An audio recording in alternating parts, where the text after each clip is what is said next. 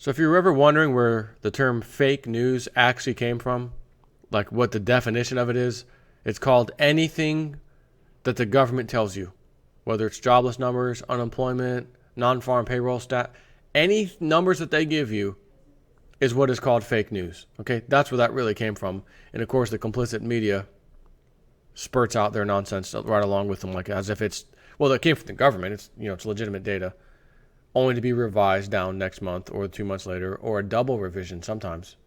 Double revision. We made a mistake so bad it had to be revised twice, and it's worse than we thought. Oh, quick, look surprised. This has been going on for so many years now.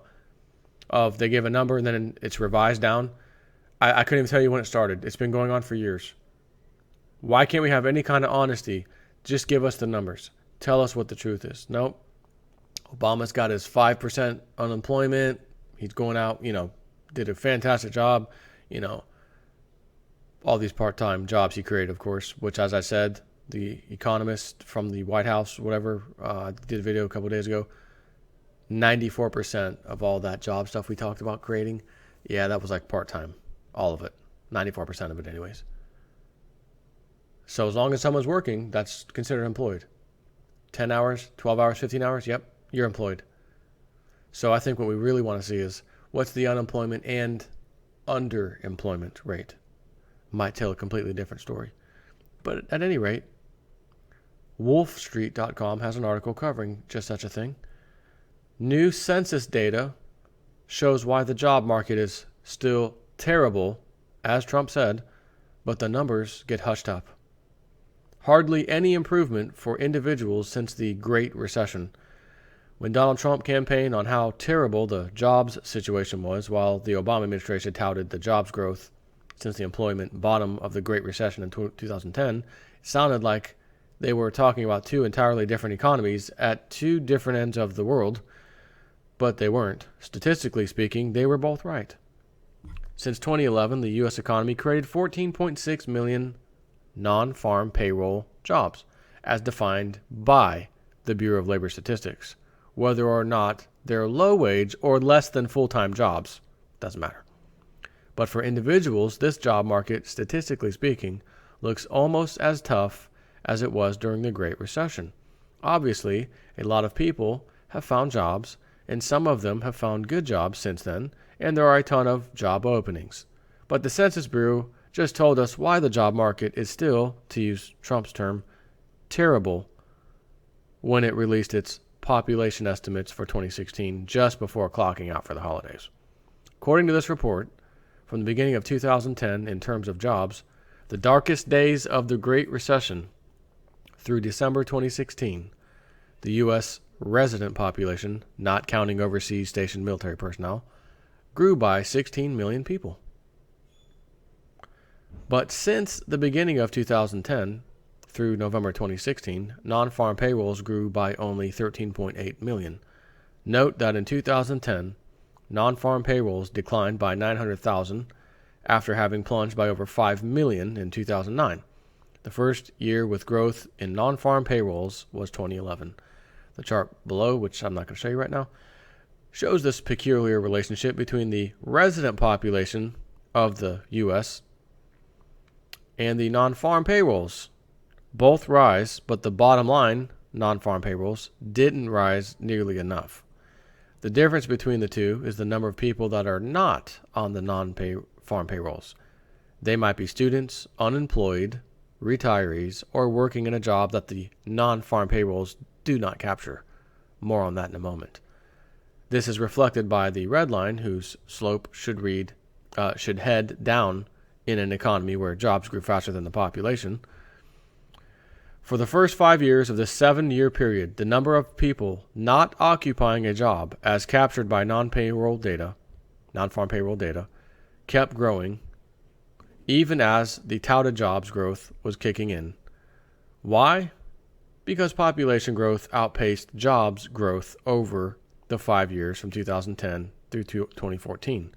Only in 2015 and 16 has growth in non-farm payrolls edged past population growth.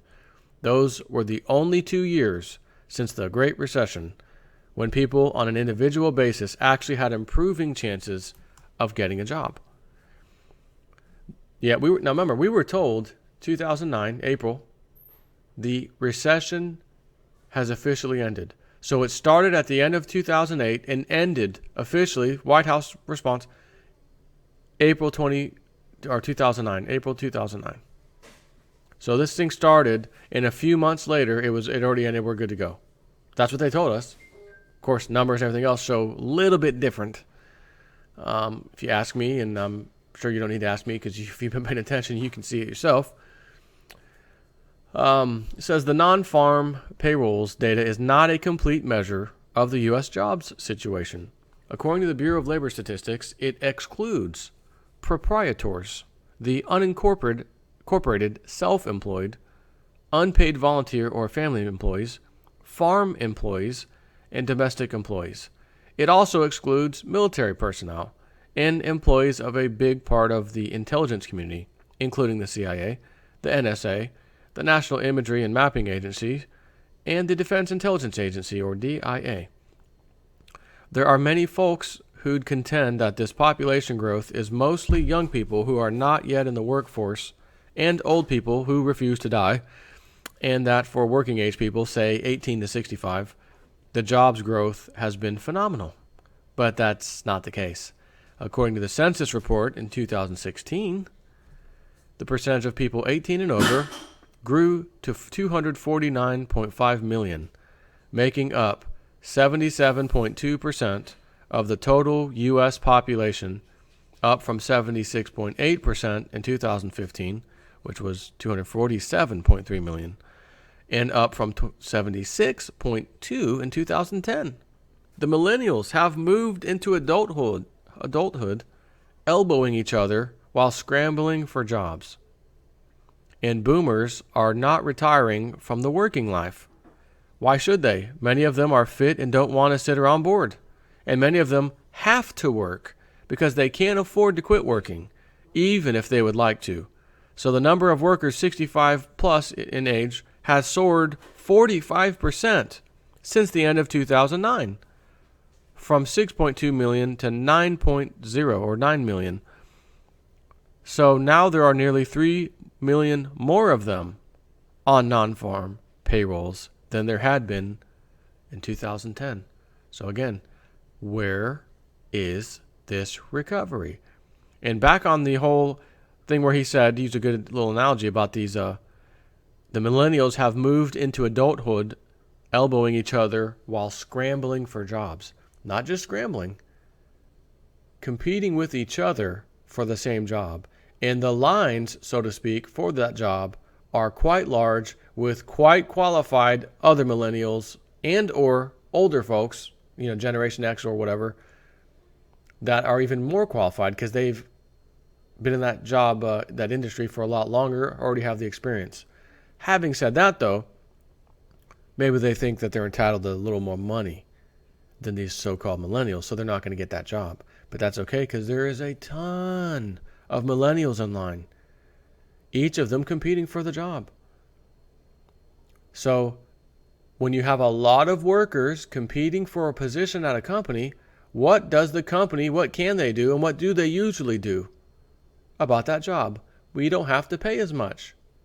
Now, if you need a specialized person, we need a programmer or an engineer for such and such, and it's a specific computer language, you're going to look at their resumes. We don't have a whole lot of resumes on this particular, language or whatever, programming language. So the job pays this. Have a nice day. Let's find a qualified person. And that's just a little example of mine. But there are a lot of programmers these days. A lot of people going to college, kids, whatever, learning how to program. So you might take that example and say, actually, not so fast, Jason. Nope.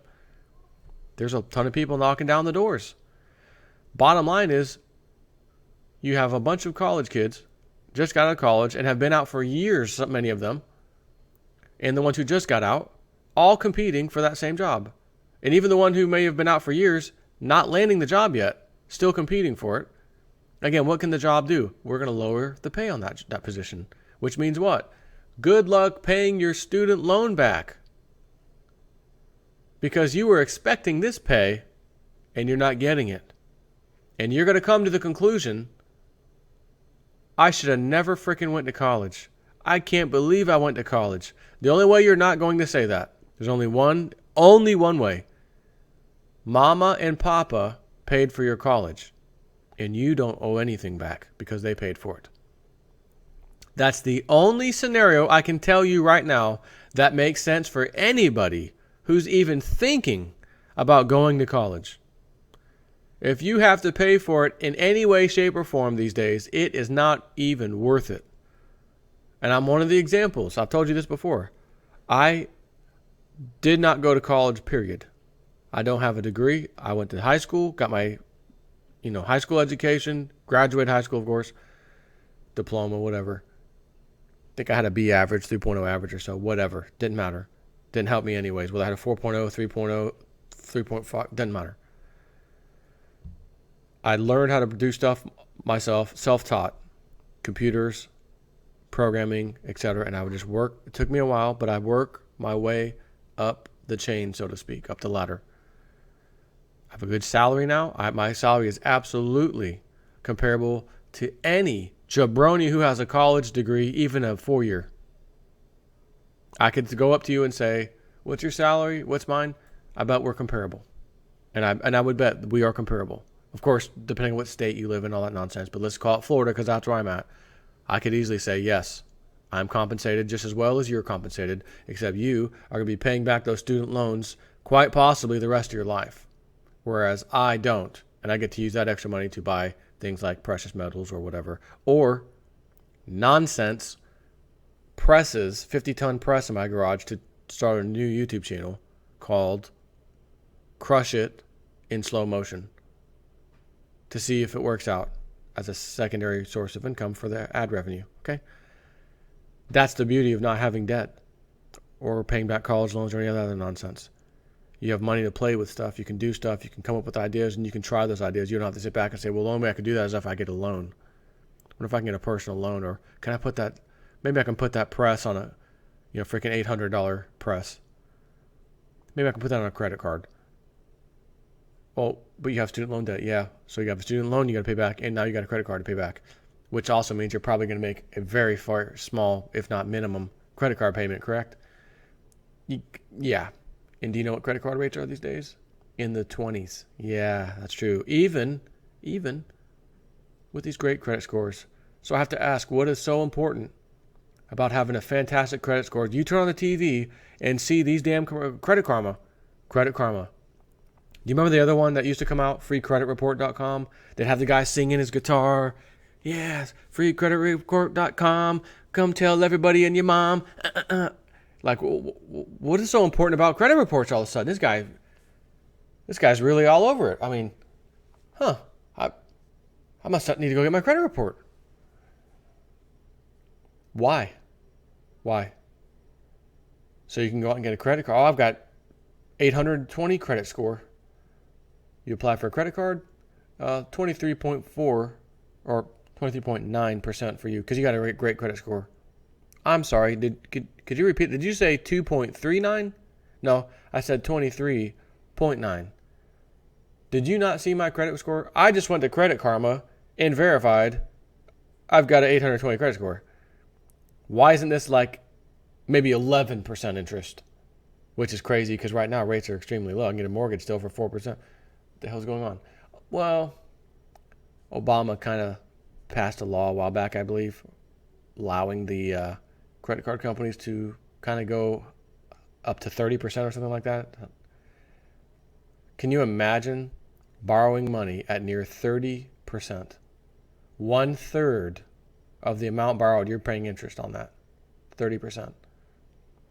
And you're the kind of person, let's say, that can only make the payments, the minimal, just to keep your credit score good and keep everybody happy, while barely touching the principal, if not touching it at all. You are prime rib. You're the filet mignon of the credit card swindlers. The likes of Capital One and anybody else, Visa, MasterCard, whatever particular bank.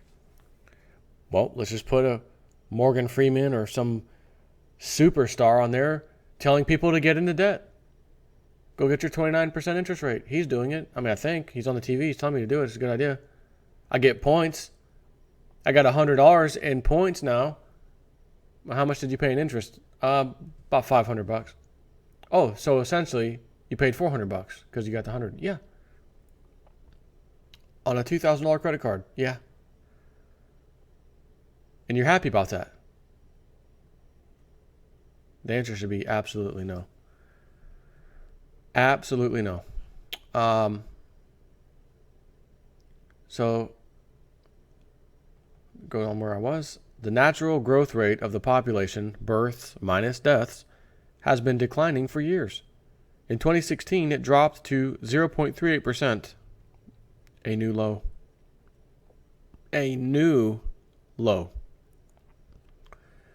The growth rate from immigration, which fluctuates somewhat with the economy, edged down to 0.31%. So total population growth dropped to a new low of 0.69%, according to the Census report. Of note, the natural growth rate via births won't impact the labor force until the babies are young adults. But the vast majority of new immigrants are of working age, and they add to the labor force immediately. So the number of jobs since 2010 has risen by 13.8 million, which the economists are endlessly touting, along with the even better sounding 14.8 million since 2011. But the population has increased by 16 million people since 2010. Most of them are people of working age, jostling for position to grab one of these jobs that would put them on the non-farm payroll status. And this is why the job market for many individuals is terrible, as Trump said. Take care.